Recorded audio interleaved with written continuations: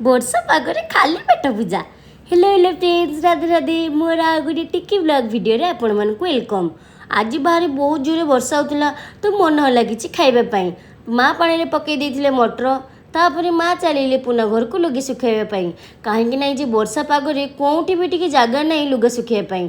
तापरे लुगा काची साइला परे बसी जाइतिली मोर निर्मय नखरे टिके पुटी मारिया पई। तापरे संध्या बेले बसी जाइतिली अटा गुलिया पई, काहेकि ना मु आज पूरी तयारी करिवि। तो सब पकईकी गुली गुला की गोटे बॉल तयारी कर दे दीतिली। आ एपटरे माँ सुजी बादाम पकईकी पिठा तेलर छाणी देथिले। तापरे मु भी माँ को टिके हेल्प कर देथिली।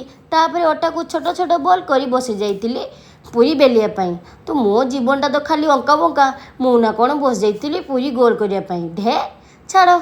तो गरम गरम तेल रे पड़ जाइतिला पूरी। तो बिलेई राणी एपटरे मो पाखरे छाड़िले नहीं घुरी। तो ता मन दुख न करिया पाई ताको देइथिली गोटे पिठा। मु भी तैयारी कर देइथिली गरम गरम तरकारी। और रेडी हो जाइतिला पिठा पापड़ पूरी। तो खाइबा सो रहउची टाटा। देखाबो आ गोटे नुआ टिकी ब्लॉग वीडियो रे।